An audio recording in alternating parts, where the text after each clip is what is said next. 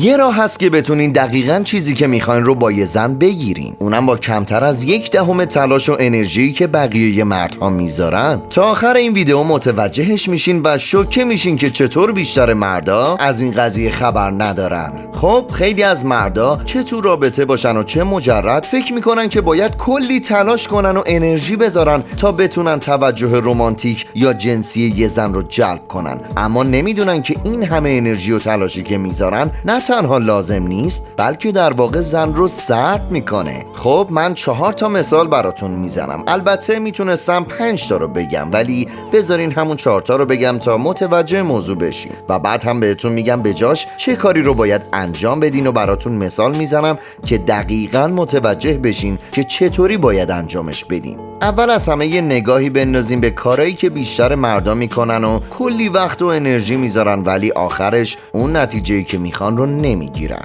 اولیش بیش از حد موافقت کردنه، یعنی با نظر دختر در مورد همه چیز موافقت میکنه یا تا حدی که امکانش هست با نظراتش موافقت میکنه تا نشون بده ازش حمایت میکنه و باهاش جفت و جوره و چیزای مشترکی با هم دارن. تو این حالت مرد معمولا میترسه که تو اون لحظه نظرات واقعی خودش رو بگه یا احساسات واقعیشو نشون بده، چون میترسه اون زن ازش ناراحت بشه یا قضاوت منفی در موردش بکنه و نتیجه‌ای که میخواد رو از دست بده. پس تصمیم میگیره نقشه ی آدم موافق و مهربون رو بازی کنه و این انرژی زیادی از نظر ذهنی و احساسی ازش میگیره. طرف باید دائم ادای اینو در بیاره که شبیه اون دختره یا نظرش باهاش یکیه و حواسش باشه که چی گفته، چی شنیده و یه وقت از حرفاش بر نگرده. مثلا هی باید حواسش باشه که حرفایی که میزنه با حرفای قبلیش تناقض نداشته باشه. این مرد امیدواره که اگه این کار رو به اندازه کافی بکنه زن قراره بهش رابطه جنسی یا شروع رابطه رو به عنوان هدیه تقدیم کنه،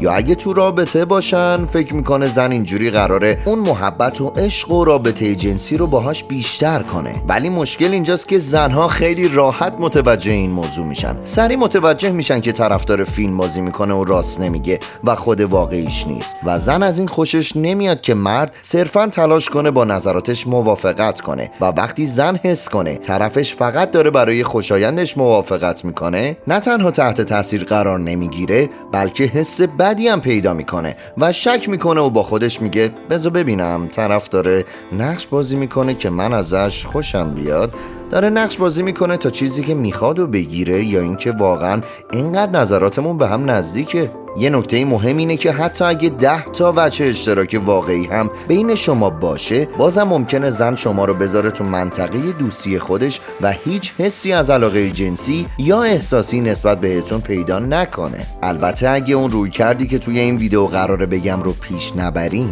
روی کردی که شما رو از همه این بازی ها و تلاش ذهنی و احساسی بیفایده برای اینکه دختر ازتون خوشش بیاد خلاص میکنه. دومین نکته وانمود کردن به اینکه هیچ علاقه جنسی نداریم. اون مرد از لحاظ جنسی به زن جذب شده ولی تلاش میکنه که مثل یه آدم معصوم که اصلاً به این چیزا فکر نمیکنه و هیچ وقت به اون زن به لحاظ جنسی نگاه نمیکنه خودش رو نشون بده. پیش خودش فکر میکنه شنیدم زنا میگن همه مردا فقط به سکس فکر میکنن، شنیدم زنا میگن دوست دارن مرد اول دوستشون باشه یا نمیخوان حس کنن یه ابزار جنسی دیده میشن. برای همین فکر میکنه راه نتیجه گرفتن با زنا اینه که وانمود کنه که اصلا از اون زن موضوع جنسی نمیخواد و صرفا از اینکه باهاش حرف میزنه خوشحاله. من الان خوشحالم که دارم 2-3 ساعت باهاش حرف میزنم یا شاید 2-3 هفته یا 2-3 ماه کاملا اوکی. اما این قضیه اینکه طرف منو دوست حساب میکنه فوق العاده است. من فقط حرف زدن رو باهاش ادامه میدم و طرف یه دفعه به جایی میرسه که به اندازه کافی از من به عنوان یه شخص خوشش میاد و اون موقع قرار اون رابطه جنسی که میخوامو به دست بیارم، قرار محبتی که میخوامو به دست بیارم، قرار رابطه‌ای که میخوام رو داشته باشم. ولی خب دختر چنین حسی نمیکنه و کلی دلیل هم براش وجود داره. یکی از اونها اینه که زنها چیزی به اسم میل جنسی واکنشی رو تجربه میکنن و یه چنین چیزی برای رابطه باهاشون نیازه که به این معنیه که شما باید احساسات جذب شدن جنسی رو داخل زن به وجود بیاری به جای اینکه امیدوار باشین طرف میل جنسی خود به خودی رو تجربه کنه، چیزی که اکثریت آقایون تجربه میکنن و بعد از ساختن احساس جنسی توی زن زن رابطه جنسی میخواد. یه دلیل دیگه اینه که بعضی زنها وقتی میبینن مرد داره باهاشون حرف میزنه ممکنه فکر کنن که این مرد بهشون علاقه داره، ولی بقیه زنها چنین فکری نمیکنن. شاید پیش خودش فکر کنه طرف فقط میخواد دوست معمولی باشه، یا شاید مرد به کس دیگه ای علاقه داره و فقط برای گذروندن وقت با اون زن حرف میزنه، یا ممکنه دختر به این نتیجه برسه که مرد اصلاً به اون شکل بهش نگاه نمیکنه، به شکلی که بهش علاقه جنسی داشته باشه نگاهی نمیکنه و فقط به چشم یه دوست اون رو میبینه. و گاهی دختر به این نتیجه میرسه که خب داریم با هم کنار میاییم و چیزای مشترکی داریم، ولی هیچ جرقه جنسی بینمون نیست، پس بهتره صرفاً 2 تا دوست باشیم. در نتیجه هیچ تلاشی برای ساختن رابطه یا ایجاد رابطه جنسی نمیکنه، چون رابطه ناخوشایندی خواهد بود و هیچ دلیلی نداره که رابطه شکل بگیره، چون دوامی نخواهد داشت. جرقه جنسی قوی این وسط نیست، چیزی که برای یه رابطه مرد و زن و تبدیل کردنش به یه رابطه رمانتیک که دوام خواهد داشت خیلی لازمه. بنابراین مردی که وانمود میکنه هیچ حس جنسی نداره معمولا فکر میکنه داره کار خوب و خفنی انجام میده، ولی زن تحت تاثیر قرار نمیگیره و هیچ حسی نسبت بهش پیدا نمیکنه. با خودش نمیگه که واو شما انگار صرفا مثل دوست من هستین و هیچ جرقه جنسی بینمون نیست، خب بیا شروعش کنیم، بیا قرار بذاریم. در حالی که مرد میتونست همون دفعه اول که اون خانم رو میبینه نتیجه بگیره، و منظورم از نتیجه گرفتن شماره، قرار گذاشتن، بوسیدن طرف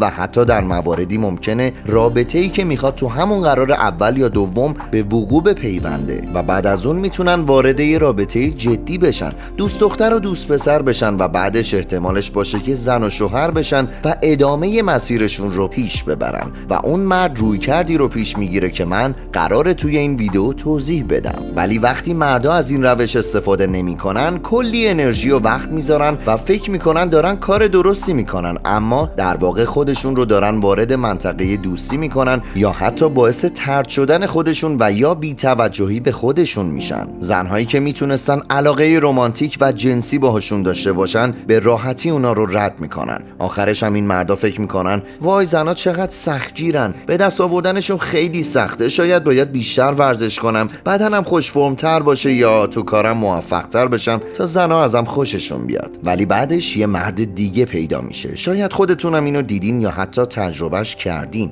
وقتی داشتین با یه زنی که بهش علاقه داشتین حرف میزدین، یه مرد دیگه میاد و اون حس و حالی که زن واقعا میخواد تجربه کنه رو ایجاد میکنه. بعدش همه توجه اون زن میره سمت اون مرد و بینشون جرقه های رد و بدل میشه. زن لبخند میزنه یا میخنده و از ته دل ازش خوشش میاد و بعد شروع به بوسیدن هم میکنن، شماره رد و بدل میکنن یا شروع به قرار گذاشتن با هم میکنن و وارد رابطه میشن. و اون یکی پسر که شاید خودتون بوده باشین شاید ساعتها با اون زن صحبت کرده بوده یا هفته ها یا حتی ماه ها یا حتی سالها اون زن رو میشناخته، ولی نمیتونسته به هیچ جایی باهاش برسه و با خودش میگه قضیه چیه؟ یه کار دیگه ای که مردا میکنن و کلی وقت و انرژی هم میذارن در حالی که واقعا لازم نیست، بیان کردن ارزش‌های خودشونه. مثلا به طور غیر مستقیم یا حتی مستقیم از ویژگی‌های خوبشون که باعث میشه کیس دوست پسر باشن میگن، مثل اینکه آدم منظمی هستن، وفادارن، بلند پروازن، مهربونن، محترمن و از این جور حرفا. حتی ممکنه درباره اینکه بقیه مردا چقدر غیر واقعی هستن صحبت کنن و بگن ولی من اینجوری نیستم، یا با زیرکی درباره دستاوردهای زندگیش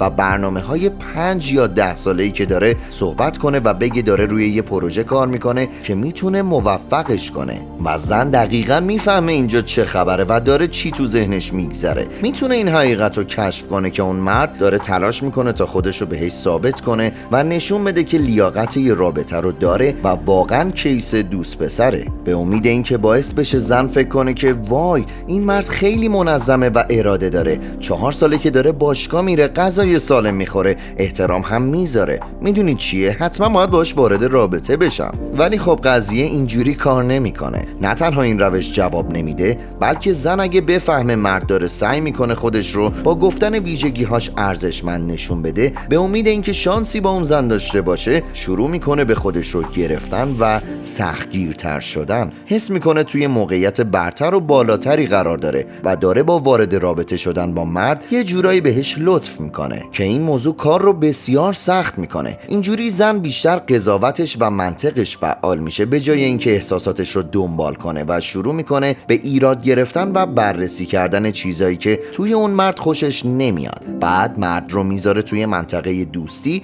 یا اینکه ردش میکنه. و آخرین موردی که ذکر میکنم اینه که فکر میکنن باید وقتی جلوی اون دختر هستن 100% مواقع در مورد همه چیز جدی باشن. مثلا میخوان نشون بدن که چقدر جدی بهش احترام میذارن، بهش گوش میکنن و تا حد امکان در مورد همه چیز مسئولیت پذیرن به امید اینکه اون زن ازشون خوشش بیاد. اون مرد این کار رو میکنه چون هنوز متوجه نشده که با اینکه احترام گذاشتن و گوش کردن و مسئولیت پذیری عالیه، ولی زندگی همیشه اینقدر جدی نیست. میتونه راحت تر باشه و اینقدر سخت نگیره. موضوع اینه که وقتی مردا روی کردی رو پیش میگیرن که میخوان خودشون رو ثابت کنن و نشون بدن که به اندازه کافی خوبن، مرد مناسبی برای رابطه هستن و آدم خوبیان، در واقع خودشون رو تو موقعیت پایینتری قرار میدن، توی موقعیتی که انگار دارن برای گرفتن تایید زنها تلاش میکنن. شاید عبارت تلاش برای گرفتن تایید رو شنیده باشین و اساساً خیلی از مردا هم همین کار رو میکنن بدون اینکه خودشون متوجهش باشن. بعضی از مردا ممکنه به ظاهر خشک و محکم و سرد رفتار کنن ولی توی ذهنشون همچنان دنبال گرفتن تایید زنهان. هنوز منتظر یه نشونه از طرف زن هستن که بگه آره تو خوبی، به درد من هم میخوری، و همچنان دنبال چنین تاییدی هن. یه عده دیگه هم هستن که به صورت واضح و خیلی مشخص دنبال گرفتن تاییدن. مثلا با چشمای خیلی گرد و باز با زن حرف میزنن، خیلی مهربون و خوب رفتار میکنن و فکر میکنن اگه فقط درست و خوب رفتار کنن و امیدوارن که اگه همه ی حرفا و کاراشون درست باشه زن تاییدشون میکنه و به نتیجه میرسن. در حالی که یه مرد دیگه میاد و بدون اینکه دنبال تایید باشه همه اون کارهای غیر منطقی، خنده‌دار و بازی‌ها رو کنار میذاره و زنها رو همون موقع وقتی داره باشون صحبت میکنه جذب خودش میکنه. این کاریه که میتونین به شکل فوری انجام بدین و در واقع کار بسیار آسونیه وقتی متوجه بشین که چجوری کار میکنه. با مثال براتون توضیح میدم، ولی وقتی متوجه بشین چطور کار میکنه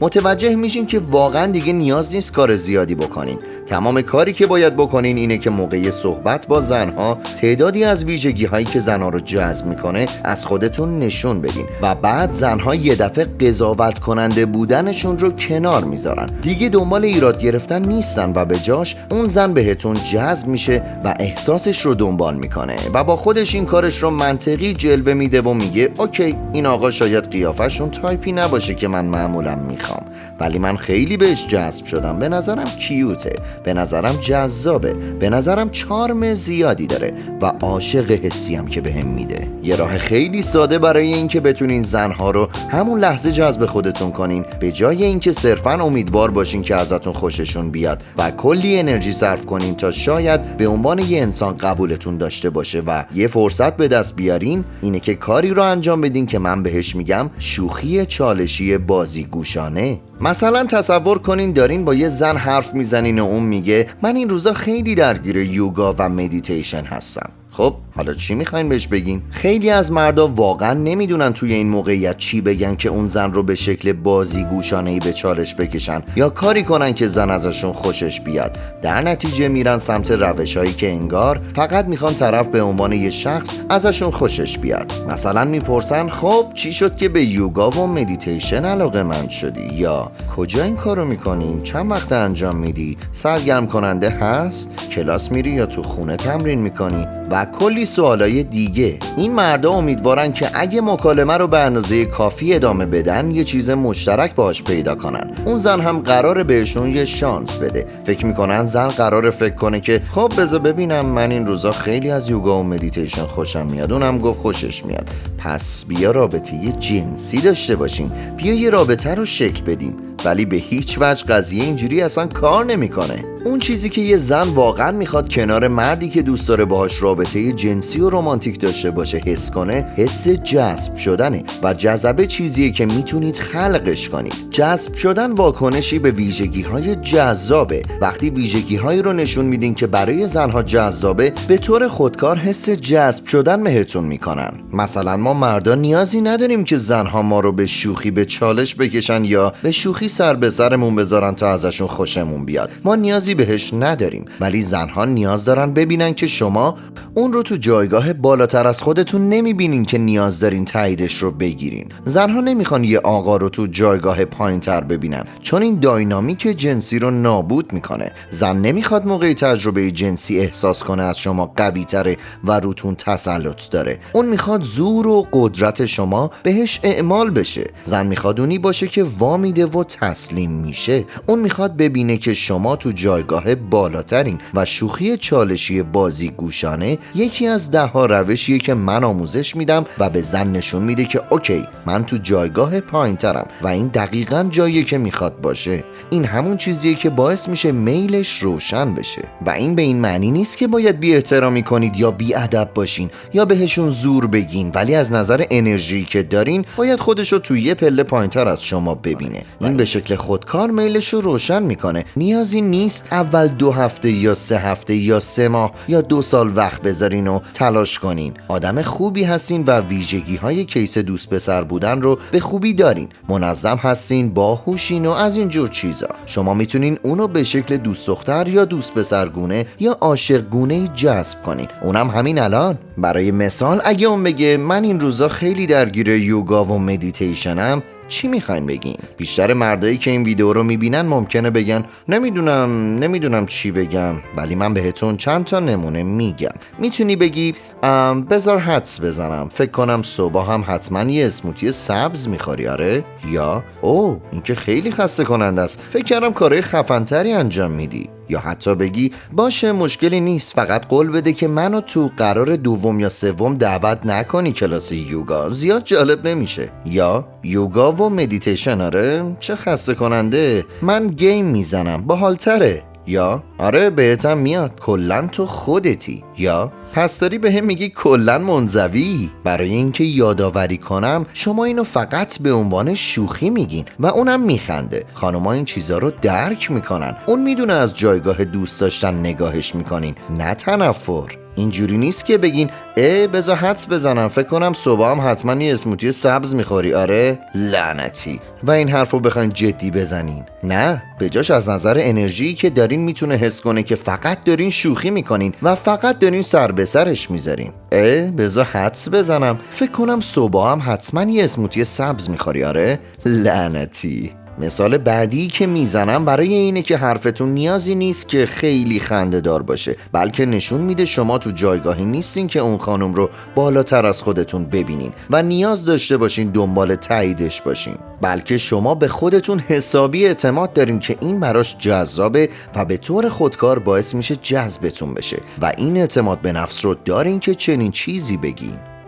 تو هم میری؟ این روزا خیلی ها رو شنیدم راجع به مدیتیشن میگن، تأثیری هم داره؟ اینجوری نشون میدین که شما کسی هستین که از گفتن نظرتون و بیان احساستون در مورد موضوعی که مطرحه نمیترسین و لازم نمیبینی که خودتو یه مهربون نشون بدین تا دنبال تایید باشین، به امید اینکه ازتون خوشش بیاد. بیشتر مردا وقتی زن درباره چیزی که دوست داره صحبت میکنه میگن جدی؟ چه جالب، چی شد که بهش علاقه‌مند شدی؟ و امیدوارن که اگه باهاش به اندازه کافی مهربون و خوب باشن و زن از حرف زدن باهاشون لذت ببره، در نهایت زن بهشون با بوسه و عشق و غیره جایزه میده. ولی چیزی که اینجا جاش خالیه جذبه است. پس مردی که دنبال تایید و دوست داشته شدنه کلی تلاش میکنه و وانمود میکنه به علاقه به چیزایی که شاید حتی واقعا براش مهم نیستن. مثلا زن داره درباره مد و لباس صحبت میکنه و اون مرد که اصلا هم براش مهم نیست وانمود میکنه که خیلی هم علاقه داره، به جای اینکه جرأت داشته باشه و باهاش به شکل بازیگوشانه شوخی کنه و اونو به چالش بکشه، میخواد تا جای ممکن مهربون و خوشایند باشه و زن رو تحت تاثیر بذاره.